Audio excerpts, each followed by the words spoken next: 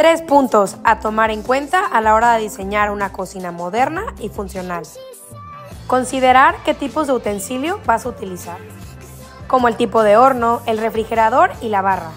2. Integrar los accesorios o gadgets. Esto hace que tu cocina levante y se vea más bonita, como un bote de basura, un especiero y un cajón para guardar platos. Y por último, la iluminación. Un factor clave ya que mejora la apariencia del lugar y resalta las características del diseño.